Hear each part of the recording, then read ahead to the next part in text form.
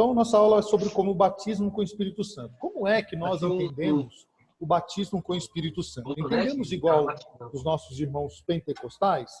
Sim, não. Se sim, como? Se não, por que não? Né? Essa vai ser a nossa dinâmica.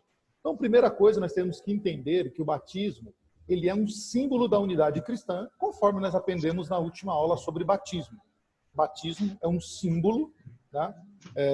Que ele identifica agora uma nova maneira de viver. Identifica que nós agora pertencemos a um grupo, tá? A um grupo seleto. Não, e esse batismo, e esse símbolo, ele é um testemunho público de que nós agora pertencemos a uma fé, né? Conforme diz lá Paulo em Efésios capítulo 4, versículo 5. Nesse sentido, todos os verdadeiros crentes já foram batizados com o Espírito Santo.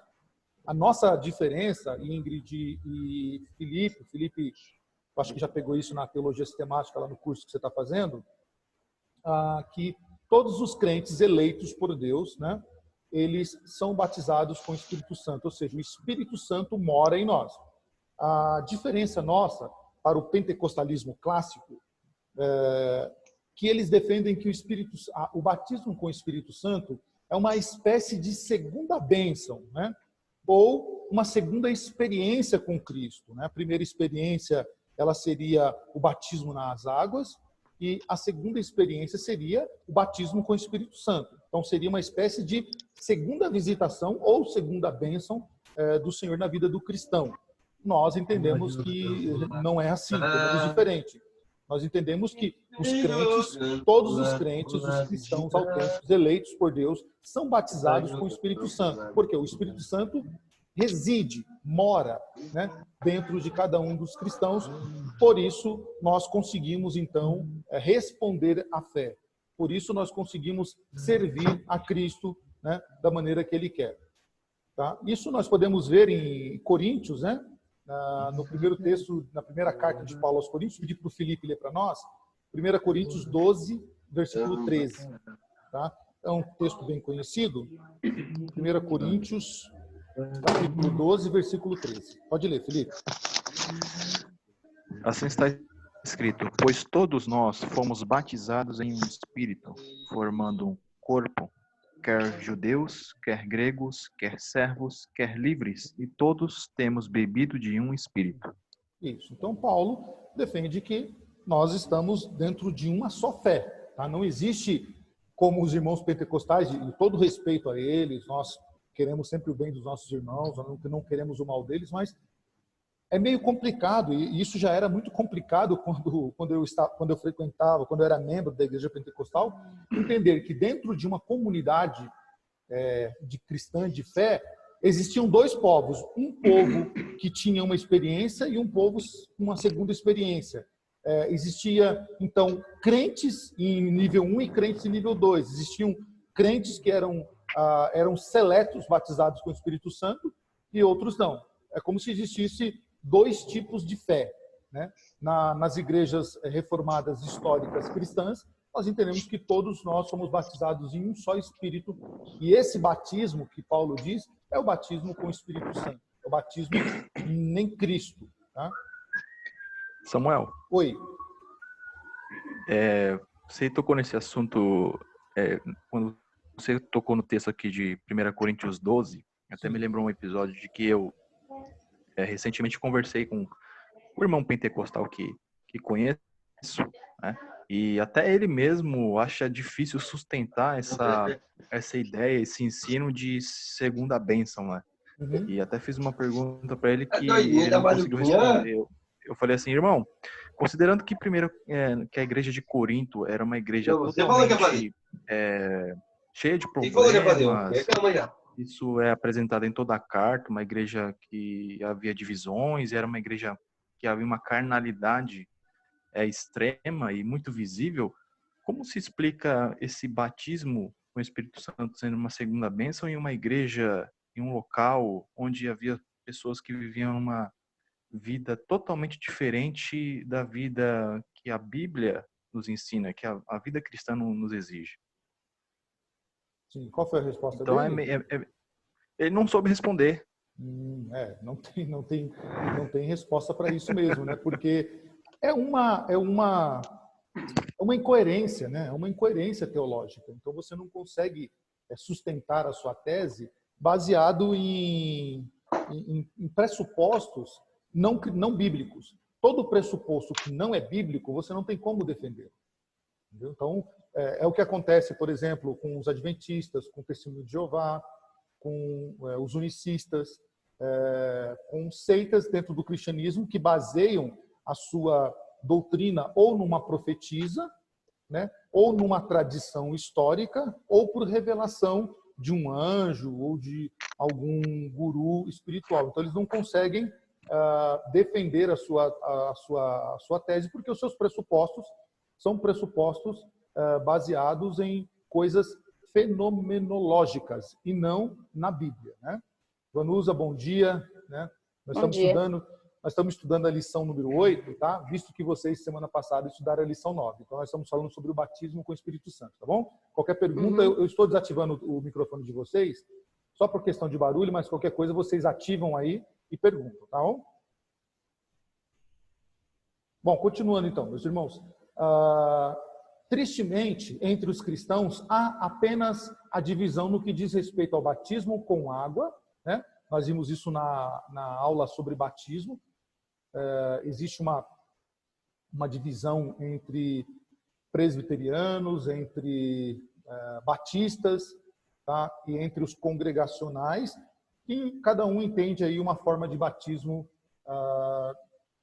em água diferente, né? Então, não é só nessa questão que há uma divisão entre nós, os cristãos, mas também há uma profunda, né? E eu digo que uma divisão maior do que o batismo em água se diz ao batismo com o Espírito. Então, nós já vimos que os nossos irmãos pentecostais, eles têm um entendimento diferente sobre o batismo com o Espírito Santo do que nós temos historicamente, tá? Nós vamos ver isso ao decorrer da aula. Deixa eu clicar aqui, que eu cliquei fora. Bom, entre os pentecostais, neopentecostais e católicos carismáticos, há a crença de que o batismo com o Espírito é uma evidência, uma experiência evidêntica, né? Ou uma experiência pós-conversão. Então, o que eles entendem? Que você se converte, tá? E depois que você se converte, que você toma a sua pública profissão de fé no batismo, que é deles, a pública profissão de fé no batismo deles é diferente da nossa, então eles entendem que após o batismo, após a conversão, a pessoa ela é agraciada com o batismo com o Espírito Santo. Nós entendemos totalmente diferente, nós entendemos que o cristão autêntico, legítimo, eleito pelo Senhor, ele já é batizado com o Espírito Santo. Ele já foi, conforme nós lemos aqui em Efésios capítulo 4, versículo 5, o cristão ele é selado com o Espírito Santo, né? Paulo diz isso, inclusive, Efésios 1, em outros textos das suas cartas, ele fala isso, que o cristão ele é selado, ele é separado, ele é batizado no Espírito. Então, primeiro ramo aqui, esse ramo pentecostal, neopentecostal e católico carismático, tá? Eles acreditam nisso, que o batismo com o Espírito Santo é uma experiência pós-conversão. E acrescento aí que essa experiência pós-conversão tem que ficar evidente.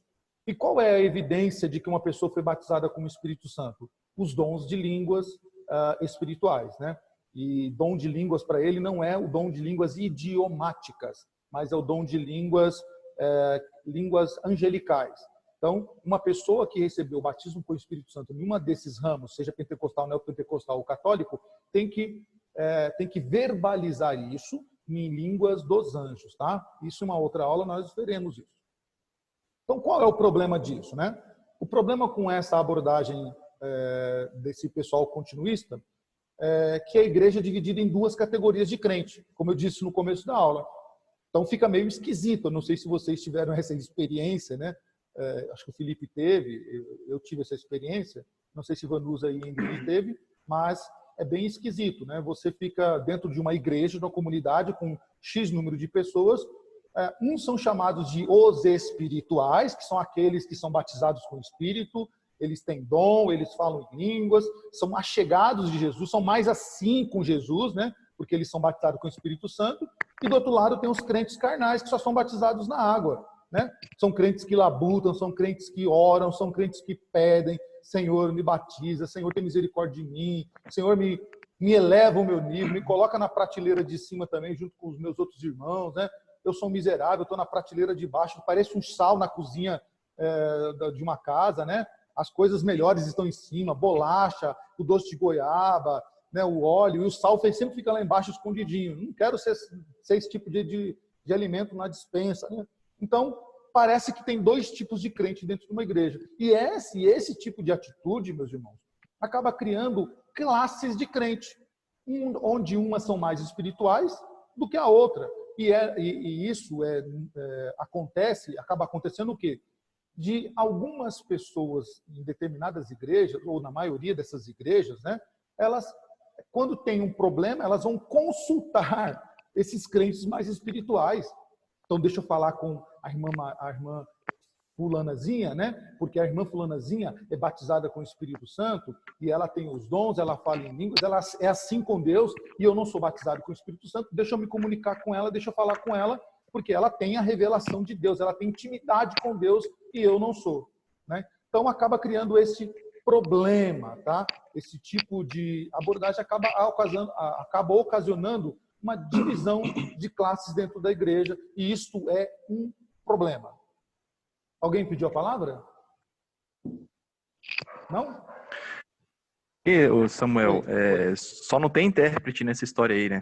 Sim, só não tem intérprete. Todo mundo fala em língua, os outros não entendem, só não tem intérprete, né? Geralmente o intérprete é a própria pessoa, né?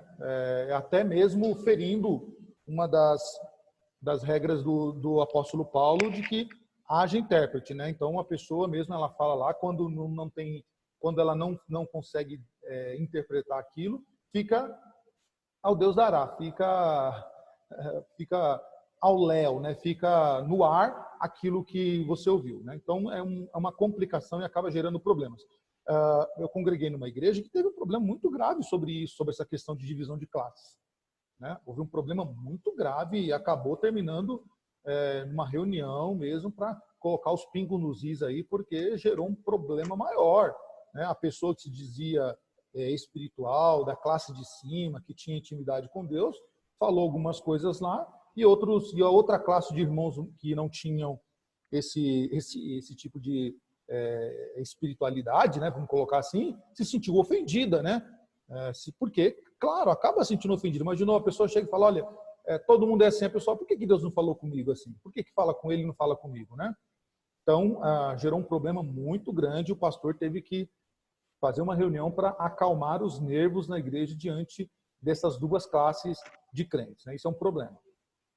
Bom, algo em que os carismáticos concordam é que o Espírito Santo é absolutamente necessário para a vida cristã, e isso nós concordamos com eles, não discordamos, né? Inclusive na pregação de hoje com o seminarista Fábio Sarmento, nós podemos ver isso.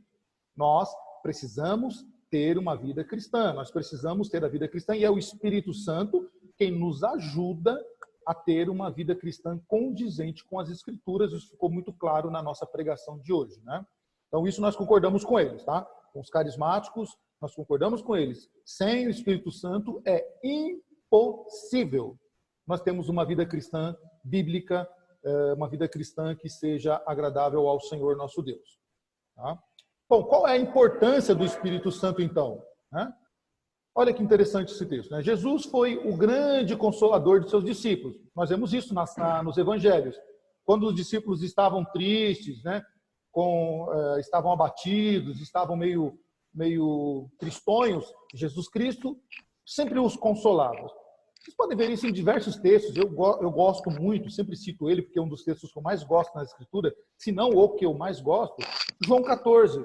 João 14, Jesus está fazendo claramente, consolando os seus discípulos, né? Não se turbe o vosso coração, credes em Deus, credes também em mim, na casa de meu pai há muitas moradas, se não fosse assim eu não vos teria dito, vou preparar lugar. Então Jesus está consolando eles, dizendo, olha, quando eu voltar, certamente eu voltarei e levarei vocês para onde quer que eu esteja, vocês estarão comigo. Então Jesus, ele atua como consolador na vida dos seus discípulos, mas Jesus precisava partir, né? Só que ele promete, inclusive nesse texto, que não deixaria os discípulos órfãos, não deixariam eles sem consolo, mas mandaria exatamente o quê? Mandaria extremamente, e Jesus entendia que era extremamente necessário o consolo para a vida dos discípulos e para a igreja ao continuar da história. Então, Jesus envia o Espírito Santo, porque o Espírito Santo é necessário para a vida do cristão. Nenhum cristão ao longo da história abriu mão da presença do Espírito Santo. Nenhum cristão autêntico abriu mão da presença do Espírito Santo. Nós somos muito criticados, né, pela ala carismática, dizendo que João Calvino e as confissões de fé de Westminster não se importaram com o Espírito Santo, o que não é verdade, o que é uma tremenda de uma falácia, porque Calvino é chamado de o teólogo do Espírito Santo. Como que alguém recebe um título desse, né, o teólogo do Espírito Santo, e vem uma falácia dessa dizer que Calvino não se preocupava em falar do Espírito Santo e as confissões de fé também não. Se você pegar as confissões de fé de Westminster, né, nós vemos que é repleto da presença do Espírito Santo. A reunião começa com oração pedindo a iluminação do Espírito Santo, né? Durante todas as reuniões de Westminster, os pastores ali presentes, os teólogos ali presentes, numa íntima comunhão com o Espírito Santo, para que a reunião fosse conduzida conforme a vontade de Deus. Então muitas das perguntas, das respostas que vieram a ser respostas, né, para as perguntas ou as dúvidas teológicas que aqueles irmãos tinham, vieram através de oração. E quem é que faz esse papel de responder às orações, de consolar os irmãos, né, de conduzir o cristão para que ele glorifique a Jesus Cristo? É o Espírito Santo. Então Jesus, quando envia o Espírito Santo, Jesus sabia e entendia claramente que o Espírito Santo é necessário para a nossa vida. Tem um sermão muito interessante, depois eu vou compartilhar com vocês, de Charles Spurgeon, né, onde ele fala, cuidado para que a sua oração não seja impedida. E nesse sermão de Spurgeon, ele fala claramente, sem a presença do Espírito Santo em nossa vida, nossas orações não surtirão efeitos. Não haverá eficácia na nossa oração se nós não tivermos uma vida cristã, e uma vida cristã só é possível com a presença do Espírito Santo. Então, se nós não tivermos o Espírito Santo em nós, se nós não tivéssemos, nós não conseguiríamos ter vida cristã. Tá? E as nossas orações não seriam ouvidas, seriam impedidas, porque não há um relacionamento entre nós e a Santíssima Trindade. Bom, continuando então, isso nós podemos ver em João 14:16. Vou pedir para a Vanusa ler para a gente. Vanusa, desbloqueia o seu áudio aí e lê para nós João, Evangelho de João, capítulo 14, versículo 16. Só o versículo 16. Pode ler? Pode ler. E eu rogarei ao Pai, e ele vos dará outro Consolador, a fim de que esteja para sempre convosco. Isso. Então Jesus, ele envia, né, o Espírito Santo, o Consolador, tá? Firmando aí a importância do Espírito Santo, né, na nossa vida, porque nós não conseguiremos ter uma vida cristã sem a presença do amado, querido e glorioso Espírito Santo, tá? Deixa eu continuar aqui, vamos lá. Funções do Espírito Santo. Qual é a função dele, né? É lembrar aos discípulos as coisas que Jesus havia dito. João 14:26 diz isso. Ele vos lembrará de tudo aquilo que eu vos falei. Então, a função do Espírito Santo é lembrar aquilo que Jesus disse a eles, né? E a função do Espírito Santo hoje em nossa vida, né? Claro, nós não ouvimos a voz de Jesus literalmente como os discípulos ouviram, mas nós temos as Escrituras. Então, o Espírito Santo nos ajuda a lembrar da palavra de Deus que nós lemos. Por isso, a importância de nós lermos as Escrituras e orarmos a Deus e termos uma comunhão com o Senhor, porque o Espírito Santo, no momento de dificuldade na nossa vida, ele vai nos levar para a palavra, para sermos consolados pela palavra de Deus, e aí nós vamos lembrar de passagens, de textos, maravilhosos que nos consolarão nos dias difíceis. Segunda função do Espírito Santo é convencer o mundo do pecado. Quem é que convence o homem senão o Espírito Santo? Se o Espírito Santo não está em nós, meus irmãos, como é que nós vamos saber, como é que nós vamos ter consciência do pecado? Como é que nós vamos ter consciência de que nós estamos fazendo algo errado? Vamos lá, me expliquem, né? Como é que a gente vai conseguir isso?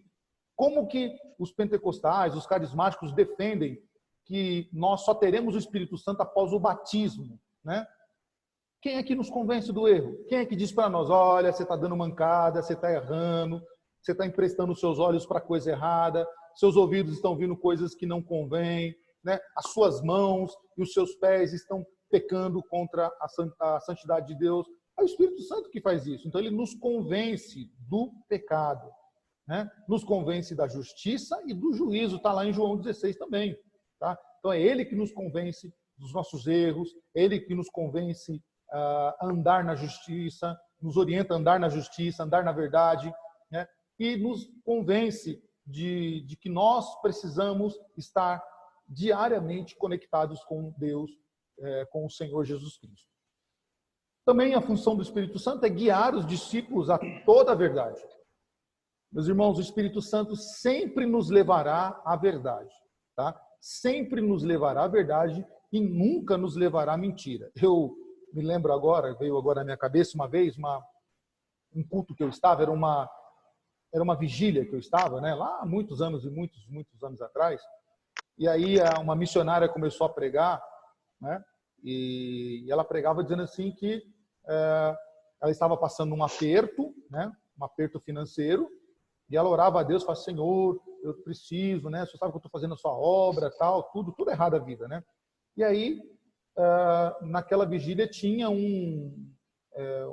teve alguma coisa, na região teve um assalto, né? E os bandidos fugiram para se esconder da polícia, foram nessa vigília, né? E ficaram lá escondidos. E aí ela disse que o Espírito Santo falou com ela, né? Falou, ó, fale com eles, para eles abençoarem a obra, e você faz uma oração para eles, né? Então diz ela, né? Que ela falou com eles deixaram o dinheiro lá, que ela acabou usando para obra, né? E ela orou por eles e Deus livrou eles da polícia. Olha que enrosco danado, né?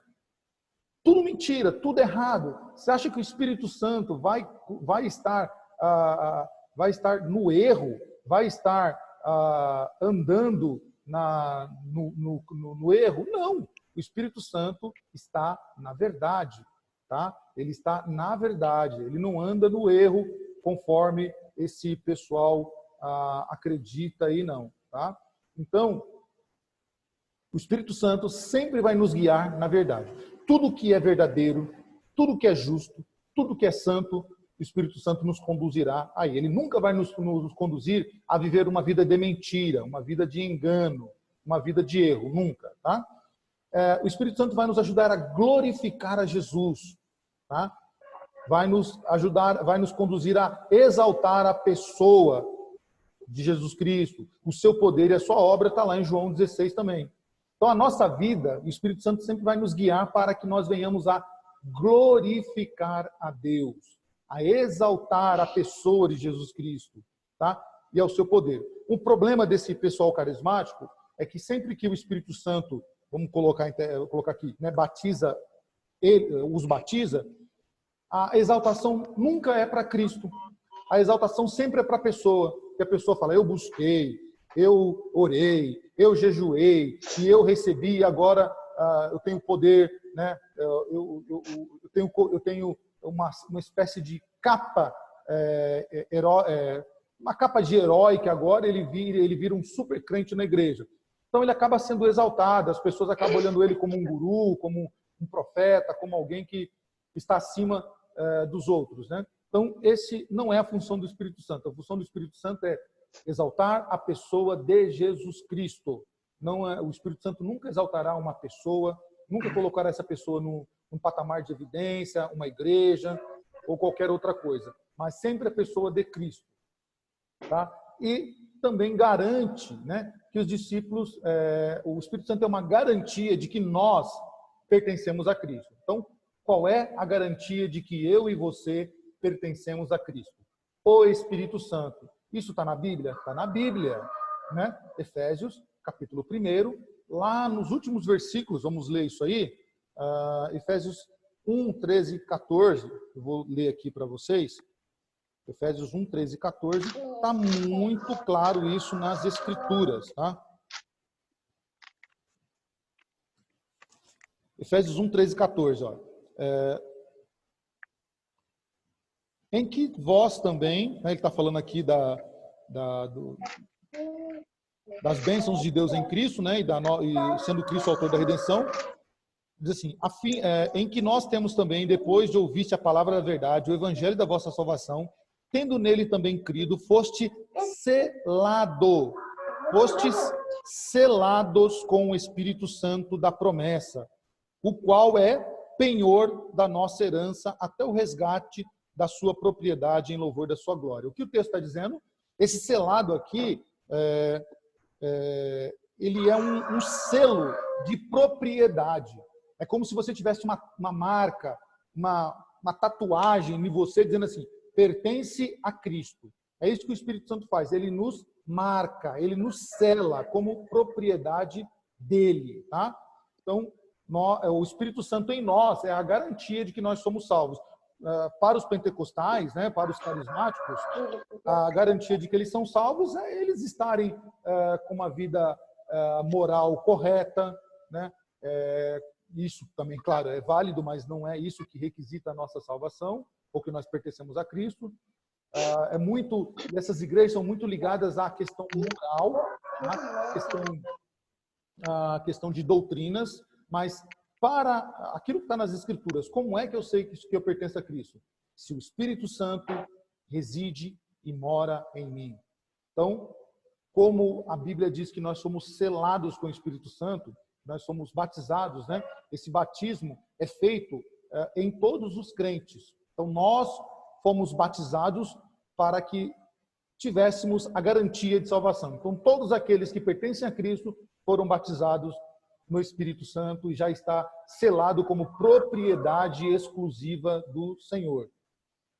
Não dá para conceber um crente sem o Espírito Santo, pois ele é absolutamente vital para que o crente conheça Jesus e receba a salvação. Uma pessoa sem o Espírito Santo, em hipótese, olha só, gravem bem isso, tá? Anotem, põe na porta do banheiro, põe na frente da geladeira, põe no closet, onde você quiser, põe dentro do sapatinho, para quando você for calçar você ver ou ler isso aí. Uma pessoa sem o Espírito Santo, em hipótese alguma, é crente. Tá? Uma pessoa que não tem o Espírito Santo, de jeito maneira, né? Em hipótese alguma, essa pessoa pode se dizer que é crente. E é por isso que Paulo disse que dentro da igreja nós temos crentes carnais. Tá? Os crentes carnais, eles estão entre nós. O joio e o trigo vai continuar até a vinda de Cristo. Nós vamos ter crentes espirituais e crentes carnais. Os carnais, de maneira nenhuma, eles têm o Espírito Santo, então de maneira nenhuma eles podem pertencer a Cristo. Tá? De maneira alguma. Então, isso tem que ficar gravado para a gente entender que o Espírito Santo é de fundamental importância na nossa vida, tá bom? Vamos lá, continuando. Vou apertar aqui. Bom, o Espírito Santo, em toda a Bíblia, simboliza a capacitação do povo de Deus, tá? É o Espírito Santo quem capacita o povo de Deus. Ele é a fonte da vida, do poder e da autoridade. Então, temos aqui alguns exemplos mostrando que o Espírito Santo ele é o símbolo, né? Ele simboliza que Deus capacitou o seu povo, né? Que Deus é a fonte da vida do seu povo, tá? Aliás, que ele é a fonte da nossa vida e é ele quem dá o poder e a autoridade. Alguns exemplos para nós aqui, tá? Vamos lá. O Espírito Santo agiu na criação do mundo. Gênesis 1, 2, você vai ver lá que o Espírito Santo pairava sobre a face da terra. Tá? De algum modo, ele foi responsável por fazer com que surgisse a vida. Do caos que estava o mundo, tá? Era uma terra sem forma e vazia. E através disso, né, através da criação, da ação da Trindade, o Espírito Santo estava lá, né, aquilo que era um caos passou a ter uma forma, passou a ser preenchido com aquilo que a Trindade Santa foi criando. Temos aqui alguns escritores que falam sobre isso. Eu recomendo a leitura de um livro, tá? Como tudo começou, professor Adalto Lourenço, ele vai falar justamente sobre Gênesis 1, Gênesis 1, 2. É um livro de mais ou menos umas 200 e poucas páginas. Ele dá os detalhes teológicos, científicos, arqueológicos, tá? de como o Espírito Santo, como a Trindade foi criando as coisas, foi modificando aquele caos, tá? Em algo com forma e preenchido. Tá? Então o Espírito Santo estava lá, isso está claro, o Espírito Santo pairava sobre a face das águas. Ele capacitou os homens do Antigo Testamento a construir o tabernáculo. Se você for pegar lá Êxodo 31, 3 ao 5, você vai ver que é o Espírito Santo quem capacita aqueles trabalhadores a construir o tabernáculo da maneira que Deus quis. Deus deu a planta a Moisés e Deus capacitou pessoas específicas para construírem o tabernáculo. Tá?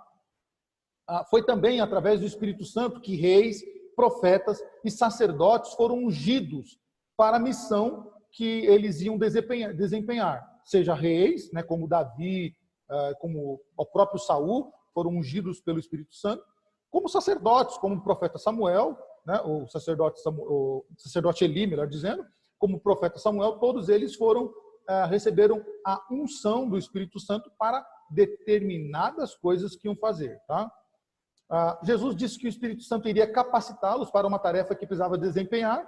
Isso está lá também nos Evangelhos. Jesus dizendo que o Espírito Santo ia capacitar cada crente para desempenhar a função específica. Tá? Isso nós podemos ver em Atos 1:8. Então, Atos 1:8 mostra claramente isso, que o Espírito Santo capacitaria os discípulos, ou a igreja também, né? Isso se estende à igreja, para a tarefa que eles iriam fazer. Vamos ler isso aí em Atos capítulo 1, versículo de número 8.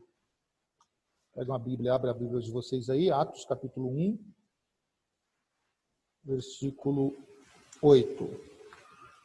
Diz assim: mas recebereis poder ao descer sobre vós o Espírito Santo, e sereis minhas testemunhas, tanto em Jerusalém, como em toda a Judéia, Samaria, até os confins da terra.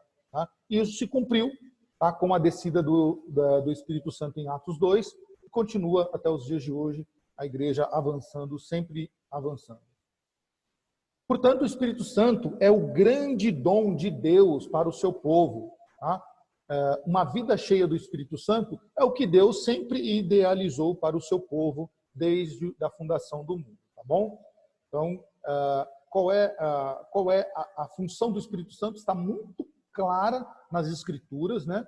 É o Espírito Santo quem capacita, é o Espírito Santo quem participou da criação, ou seja, ele é criador também de todas as coisas, capacitou homens no Antigo Testamento, ungiu reis, sacerdotes, capacitou os crentes, né, ao longo da história, começando nos discípulos até os dias de hoje, e o Espírito Santo é o grande dom de Deus para a nossa vida. Tá? Uma vida cheia do Espírito Santo é uma vida realmente daquilo que Deus Pai sempre quis para nós.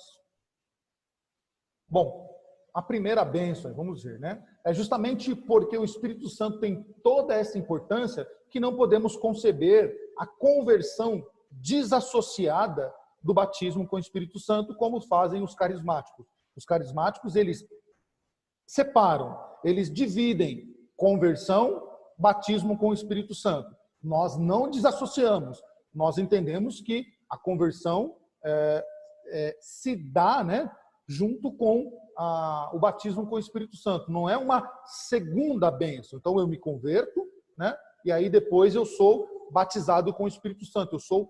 Eu sou preenchido, passo a ser morada do Espírito Santo. Não, nós entendemos que o Espírito Santo é uma primeira bênção na nossa vida, tá? Porque se nós não tivermos o Espírito Santo, como poderemos responder ao Evangelho? Então, nós entendemos que Deus põe a fé no nosso coração, tá? Nos batiza com o seu Espírito, somos convertidos, e aí vem todo o processo da salvação em nossa vida. Tá? Ninguém faz parte da igreja invisível sem ser batizado em água, isso é fato. Tá? Por isso que vocês estão fazendo discipulado, né, ou o catecúmenos, para justamente fazer o quê? Ser batizados, para que vocês possam ser membros comungantes da igreja do Jardim Horizonte Azul, no nosso caso aqui. Mas em qualquer igreja do mundo, né, todos os crentes precisam ser batizados em água para que eles possam pertencer a uma igreja. Então ninguém pode dizer assim, ó, uma pessoa que não é batizada em águas, né, ela não pode dizer, eu sou membro da igreja tal. A pessoa fala assim, você é batizado? Não, então você não é membro. Você é um congregado. Você congrega lá, você é um visitante. Em algumas igrejas como a nossa, quando uma pessoa está lá muito tempo, que é o caso de alguns de vocês, que estão bastante tempo aqui na igreja, no caso da Ingrid e do Carlinhos, e Vanusa, que estão mais tempos aqui do que o Felipe, a gente trata como membro não comungante. É membro porque há muito tempo está na igreja, participa de algumas programações, tem algumas participações em sociedades, né? Ainda não como membro, mas como participante. Então, nós usamos a nomenclatura membro não comungante. Mas na maioria das igrejas não se usa esse termo. Tá? Bom, então, para ser membro, eu preciso ser batizado em água. Né? Da mesma forma, ninguém pode pertencer à igreja invisível sem ser batizado com o Espírito Santo. Olha o problema que nós temos. Né? Em tese, usando aí o pensamento carismático, em tese, você tem numa igreja 20 membros. 10 são batizados com o Espírito Santo, segundo o pensamento deles. 10 não é. Significa então que 10 não são. Significa então que 10 desses 10 que são batizados com o Espírito Santo pertencem à igreja invisível, os outros 10 não. Se Jesus vier então naquele momento, aqueles 10 que não são batizados com o Espírito Santo, não receberam a segunda bênção, significa que eles não vão para o céu. Olha o problema teológico que nós temos aí. Né? Se eles não fazem parte da igreja invisível, a igreja de Cristo, porque não receberam a segunda bênção, então eles não podem ir para o céu, eles não podem ser salvos. Né? Porque o batismo com o Espírito Santo, como nós vimos em Efésios, significa que nós somos propriedades de Cristo. Se nós não temos esse batismo, então nós não somos propriedades de Cristo. Então, logo, não há salvação. Olha o problema teológico que causa. Né? O batismo, então, ele sugere ou significa, né, uma admissão, e justamente por isso não pode ser segunda bênção. Por que nós, né, os reformados, a igreja reformada entende que o batismo com o Espírito Santo não pode ser uma segunda bênção? Porque justamente pelo termo. O batismo é um simbolismo, é uma significação de que aquela pessoa pertence a tal igreja, no caso do batismo da água. Seguindo a nomenclatura, segundo a terminologia, o batismo, então, representa uma admissão, no caso do batismo com o Espírito Santo, a pertencer a Cristo. Se uma pessoa não é batizada com o Espírito Santo, logo ela não pertence a Cristo, então por isso que ela não pode ser uma segunda bênção, ela tem que ser uma primeira bênção. Primeira e única bênção, tá bom? No caso de admissão de propriedade de Cristo. Além disso, existem textos, tá, que claramente dizem que o batismo acontece quando? Depois? Durante? Não, ele acontece na conversão. Tá? Acontecem na conversão. Vamos ver então quais são esses textos. Está aí, Efésios 1, 13 e 14, nós lemos isso, né? Nós lemos isso, que ele nos selou, né, como sua propriedade quando nós ainda estávamos em trevas. Tá? Ele nos resgatou das trevas para a luz e nos selou com o seu Espírito Santo. Paulo aqui está escrevendo, desde o início dessa carta, no caso de Efésios, sobre a obra do Pai, a obra do Filho e a obra do Espírito Santo. Como é que a Trindade age na salvação dos crentes. Tá? Resumindo o que Paulo está escrevendo, podemos dizer assim: o Pai escolheu os salvos e planejou a salvação. O Filho executou a salvação através da sua morte e ressurreição, que é a nossa aula que o seminarista Lucas Vanzelli está ministrando neste momento. E que o Espírito Santo aplica e garante a salvação dessas pessoas. Tá? Então, depois eu te recomendo a escutar, a ouvir a aula que o Lucas está dando neste momento, que ele vai falar sobre por que Cristo tinha que morrer. Tá? Por que Cristo tinha que ser vitimado naquela cruz? Justamente porque quem executa a salvação é Cristo, e isso é feito através da sua morte. E o Espírito Santo, ele aplica e garante a salvação dessas pessoas. Tá? Então, Paulo está resumindo isso aqui nas Escrituras. Então, Deus planeja, o Filho executa.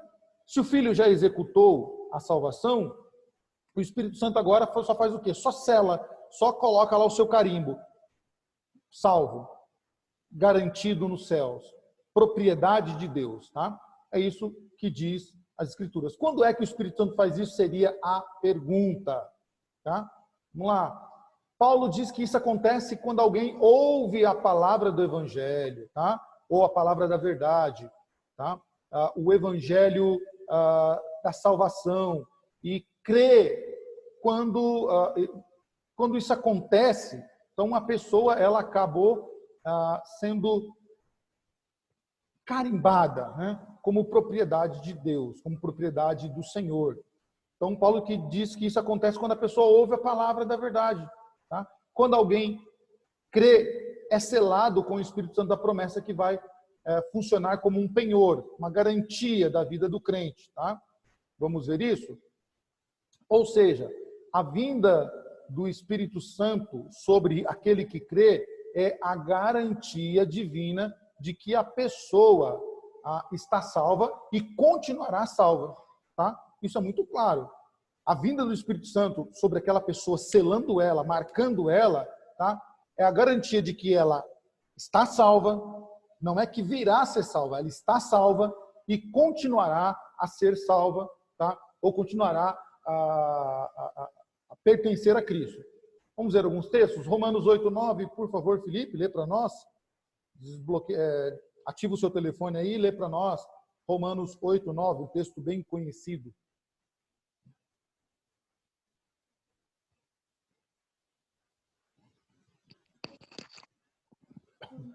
Assim está escrito: vós, porém, não estáis na carne, mas no Espírito, se é que o Espírito de Deus habita em vós. Mas, se alguém não tem o Espírito de Cristo, esse tal não é dele. Claro, né? Tá claro e objetivo aí, não carece de comentários o que Paulo está escrevendo em Romanos capítulo 8. Então, a pessoa que tem o Espírito Santo é salva. Quem não tem, não é. Se o Espírito Santo habita, tá, no crente, é porque aconteceu uma transformação. Aí habita no crente, tá? Se o Espírito Santo habita no crente, é porque aconteceu uma transformação completa na vida dessa pessoa. Quando é que o Espírito Santo habita na nossa vida? Quando aconteceu o processo de conversão. Aconteceu a conversão, o Espírito Santo reside na nossa vida, tá? Isso está muito claro nos textos das Escrituras.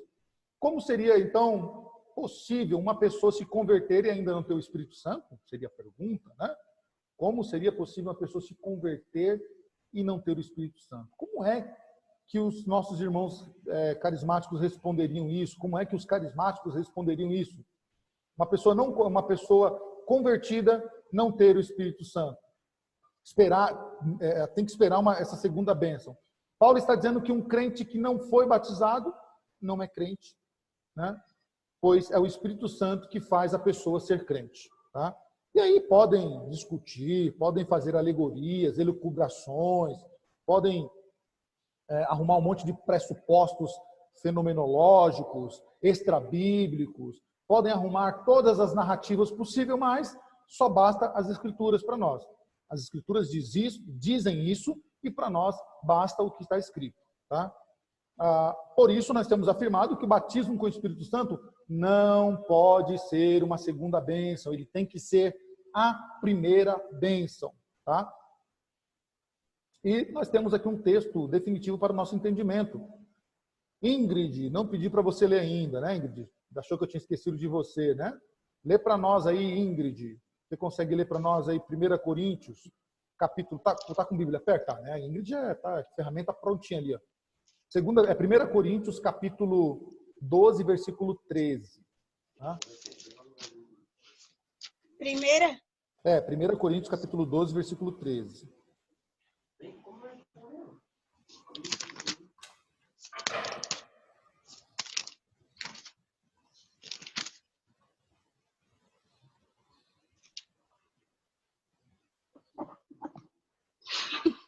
Pode ler, tranquilo, devagarzinho, sem pressa. Pois em um só Espírito todos nós fomos batizados em um corpo, que judeus, quer gregos, quer escravos, quer livres, e todos nós fomos dados de beber de um só Espírito. Isso está claro, né? Um só Espírito, tá?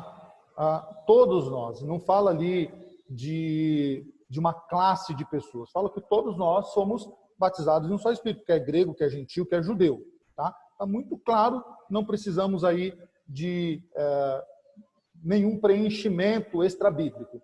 Paulo aqui está absolutamente claro, né? Paulo está corretíssimo em afirmar que todos os crentes foram. Olha só, o verbo aí não é que serão, mas o verbo é foram, está no passado, tá? Foram batizados com o Espírito Santo. Ou seja, o batismo já aconteceu na vida do cristão lá atrás. Não é que agora eu tenho que orar, eu tenho que fazer jejum, frequentar, fazer campanhas para mim ser batizado com o Espírito Santo e ter essa segunda bênção. Não. Isso já aconteceu na vida do cristão. Tá bom? Está muito claro nas Escrituras. Bom, o terceiro ponto que nós precisamos entender é a questão de como nós devemos ser cheios do Espírito Santo, né? Como que nós conseguimos entender isso à luz da teologia reformada, das Escrituras. Bom, ao dizermos, porém, que o batismo com o Espírito Santo é uma experiência inicial na vida cristã, ou seja, uma primeira bênção, não estamos querendo dizer que é a única bênção. Tá? Na conversão há um batismo e um enchimento com o Espírito, mas outros enchimentos terão que acontecer futuramente. Nós temos isso narrado nas Escrituras como os avivamentos que aconteceram. Aconteceram tantos avivamentos ao longo da história da igreja que foram porções de enchimento do Espírito Santo sobre a vida de crentes que já eram batizados com o Espírito Santo, já tinham a primeira bênção, tá? Mas eles foram abençoados ao longo da sua vida com outros enchimentos, tá? Renovações, tá? Avivamentos e por aí vai. Tá? Vamos ler então Atos capítulo 4. Na verdade, vamos só ler alguns textos, não vamos ler todo o texto não. Tá? Eu vou sintetizar para vocês. Em Atos capítulo 4, Pedro e João são presos, tá? São trancafiados, e a igreja ora, a partir do versículo 23, a igreja entra em oração, né? E Deus efetua a bênção na vida desses irmãos, tá?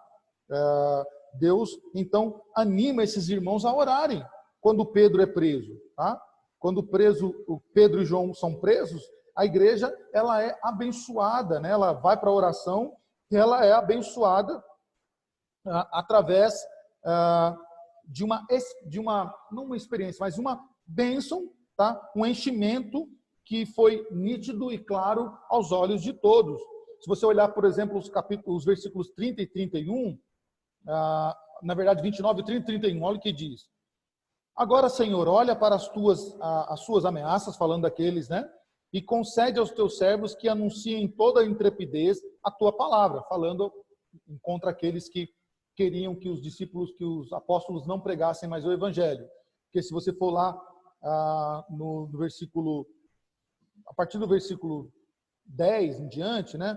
A partir do versículo 5 em diante, Pedro vai ter uma conversa ali com Anás, com Caifás, com Alexandre. Eles vão tentar impedir que os apóstolos preguem o evangelho, mas o versículo 8 diz assim: então Pedro, cheio do Espírito Santo, lhe disse: autoridades e povos e ancião, visto que hoje somos interrogados a propósito do benefício feito a um homem enfermo e do modo em que foi curado, tomai conhecimento, vós todo o povo de Israel, de que em nome de Jesus Cristo Nazareno, a quem vós crucificaste, quem Deus ressuscitou dentre os mortos, sim, esse seu nome, em seu nome é que este está curado perante nós. Esse Jesus é a pedra rejeitada por vós, os construtores, do qual se tornou a pedra angular. E não há salvação em um outro nome, porque debaixo do céu não existe nenhum outro nome dado entre os homens pelo qual importa que sejamos salvos. Então Pedro está dizendo isso. Senhor, aqueles que tentam impedir, dê a eles a sua paga, né? Dê a eles, né? Dê a eles o retorno daquilo que eles estão fazendo contra nós. Então Pedro diz isso agora, no versículo 29. Agora, pois, Senhor, olha para as tuas ameaças e concede aos teus servos que anunciem com toda a intrepidez a tua palavra. Enquanto estendeste a mão para fazer curas, sinais e prodígios por intermédio do nome do teu santo servo Jesus, tendo ele orado, tremeu o lugar onde estavam reunidos e todos ficaram cheios do Espírito Santo, com intrepidez anunciaram a palavra de Deus. Bom, aqui no versículo 31 diz que Pedro foi cheio do Espírito Santo. Mas em Atos 2, que os carismáticos defendem, que é onde acontece o batismo com o Espírito Santo, Pedro já tinha sido cheio do Espírito Santo. Por que agora Pedro está sendo cheio de novo? Né? Porque nós somos, como as Escrituras já nos afirmam, nós somos batizados no Espírito Santo como crentes em Cristo Jesus, todos somos batizados, é uma primeira bênção, e outras bênçãos vão acontecendo ao longo da nossa vida, como aconteceu aqui com Pedro, e que vai acontecer de novo com Pedro, né, em outros momentos. Então, nós temos que entender isso. Não é porque somos batizados com o Espírito Santo já no passado, que isso já aconteceu, que nós agora vamos cruzar os braços e achar que nada mais acontece. Não, nós precisamos sempre ser abençoados, sempre ser cheios do Espírito Santo. Tá? Os discípulos haviam sido batizados com o Espírito Santo em Atos 2, que nós dissemos agora, mas precisariam de novo enchimento para realizar a obra de Deus, e isso aconteceu.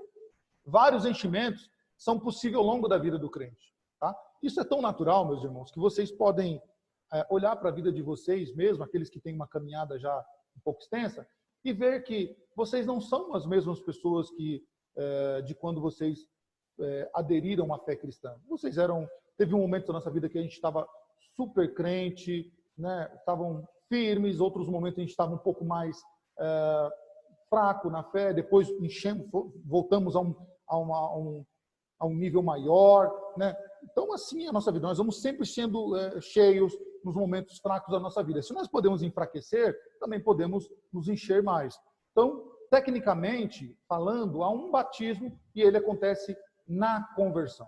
Quando nós somos convertidos, nós somos batizados com o Espírito Santo. E depois virão outros enchimentos. Tá? Depois do enchimento, é possível que o reservatório espiritual fique muito baixo. Né? Paulo, então, orienta que os cristãos não entristeçam o Espírito Santo, porque isso pode enfraquecer-nos e aí precisaremos ser novamente cheios. Tá? Também Paulo, em 1 Tessalonicenses, orienta os cristãos para que não apaguem o Espírito Santo. E como apaga o Espírito Santo? Pecando contra ele, né?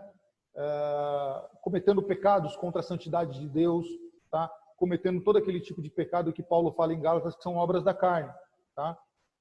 Gálatas 5:19, se não me falha a memória, Paulo vai dar uma lista ali de obras da carne que podem entristecer, podem apagar o Espírito Santo na nossa vida. No contexto dessas orientações, o apóstolo Paulo diz aos cristãos que mantêm uma vida de santidade, de constante estudo da palavra de Deus. Se você, meus irmãos, se vocês não lerem as Escrituras, se vocês não orarem, certamente vocês vão apagar o Espírito Santo de vocês. Tá? Então é preciso que estejamos sempre cheios do Espírito Santo. Tá? Por isso que Paulo diz para que nós nos enchemos do Espírito Santo, tá? Constantemente. Isso está lá em Efésios 5:8, diz, não vos embriaguei com vinho em que há contenda, mas enchei-vos do Espírito Santo. Tá? A ordem direcionada a todos os crentes que devem ter a obrigação de serem cheios do Espírito Santo. Tá?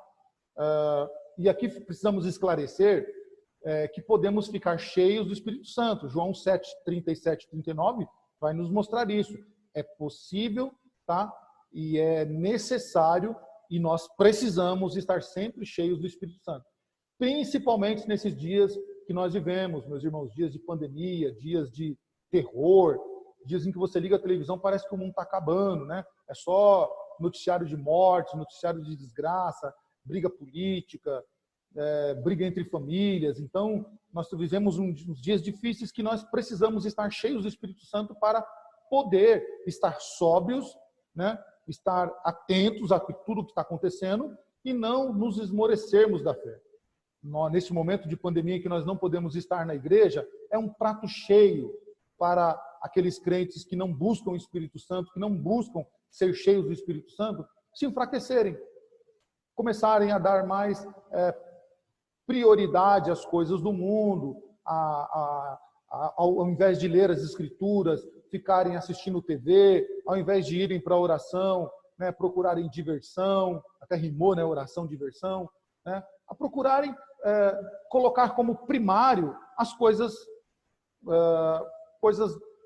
carnais, né, vamos colocar assim, coisas naturais, ao invés de dar prioridade para as coisas espirituais. Como eu já disse na liturgia do culto, nós temos lives durante a semana inteira com os nossos pastores da IPB, temos aí conferências, temos aí palestras, temos aí encontros teológicos, temos as nossas UMPs, as nossas SAFs, os nossos UPHs com lives. É só você procurar que você vai encontrar algo edificante para a sua vida, para que você sempre esteja cheio do Espírito Santo, tá?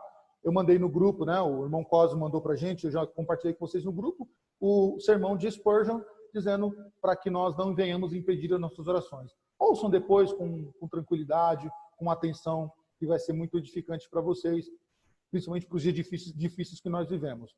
Então, Jesus, nesse texto de João, nos explica, né, como o Espírito pode ser conseguido. Ele diz, quem tem sede, vem a mim e beba. Então, somente isso, ir a Jesus e beber. O método divino pelo qual podemos ficar cheios do Espírito Santo é o mais simples de todos. Basta ter sede. Se você tiver sede de água, você vai certamente ao seu filtro, à sua geladeira, pegar uma garrafa de água e beber. Da mesma forma, eu só vou conseguir ser cheio do Espírito Santo, ou continuar sendo cheio do Espírito Santo, se eu tiver sede de Jesus. Se eu tiver ter sede da sua palavra, sede de Deus, tá? Por isso que o salmista disse, assim como a corça tem sede de água, a minha alma tem sede de ti, ó Senhor. Isso nós devemos ter sempre. Se nós não tivermos isso, meus irmãos, é um alerta de perigo que nós estamos correndo quanto à nossa espiritualidade. Tá bom? Dúvidas? Perguntas? Sugestões? Críticas não é bem-vinda, tá? Brincadeira pode fazer também, tá? Mas em particular. Ficou claro, meus irmãos? Pode abrir o microfone de vocês agora, tá todo mundo bloqueado. Deixa eu desbloquear todo mundo aqui. Vanusa, Ingrid, Felipe. Tá todo mundo bloqueado, né? Isso. Alguma pergunta, alguma dúvida, meus irmãos? Quanto a esse tema, Samuel, para mim, particularmente, está claro. Eu Ótimo. só teria uma dúvida, mas em relação a outro tema passado que me surgiu agora, daí não sei se seria oportuno fazer agora ou depois no grupo. Manda no grupo para mim, tá? Que daí eu respondo para você, tá bom? Ingrid, tudo certinho? Tá, tudo, né? Vanusa, tudo em ordem? Tá bom. Tudo. Então, para a próxima lição, eu vou pedir para vocês estudarem a lição número 9, tá? Será comigo domingo que vem também. Frutificando para Deus, tá? Então, nós falamos hoje desculpa, a 9 já foi dada, né? Então, nós iremos para 10, vida de oração. Ah, que legal, até ficou até melhor. Falamos de batismo com o Espírito Santo hoje, vida de oração. Então, a lição 10, estudem durante a semana. Se vocês tiverem alguma dúvida sobre alguns termos que está na revista, mande para mim no grupo, tá? A gente vai, ao longo da semana, estudando ela, e aí domingo que vem a gente só faz uma explanação dessa aula, ok? Amém, então, meus irmãos. Vamos orar. Pedir para o Felipe estar orando por nós, pedindo oração pela nossa família. Como que está a sua mãe, Vanusa? Recentemente a gente estava orando por ela, que ela não estava muito bem. Como que ela está? Ela está bem. Está bem, né? Está bem, graças a Deus. Então, continuamos orando pela irmã Zita, tá? Pela saúde dela, pela família e pelos nossos irmãos, a nossa irmã Maria do Socorro, que não tem enfrentado dias bons, tem problema de saúde muito grave, que é a questão dos pulmões dela, que estão bem afetados devido a acho que a nicotina, se não me falha a memória, tomou conta dos pulmões. Então, vamos orar pela vida da nossa irmã e outros irmãos que ainda se encontram em recuperação, tá bom? Podemos, Felipe? Soberano Deus, eterno Pai, graças te damos por mais esse dia em que o Senhor nos concede de estar aqui, mais essa oportunidade de poder aprender da tua palavra, mais essa oportunidade que temos, Pai, de crescer no conhecimento da tua palavra. Pai, nos ajude na nossa vida diária cristã, nos encoraje, nos dê força para que nós possamos ir até ti e beber de ti, para que nós possamos estar mais firmes e fortes e constantes na fé. Pai, ajude nossos irmãos que estão precisando de ti. Ajude aqueles irmãos que estão precisando de um conforto, precisando de um abraço, de um carinho, que o Senhor possa consolá-los, Pai, nesse momento difícil em que vivemos. Conforte-os familiares e nos ajude a ter uma vida cristã forte e que possamos sempre olhar para Cristo, que é o nosso alvo. Em nome de Jesus, agradecemos a Ti. Amém. Amém, meus irmãos. Ótimo domingo para vocês, tá? Que Deus abençoe vocês e sua família até domingo que vem, tá bom? Amém. A todos nós. Tchau, tchau. Amém. Tchau.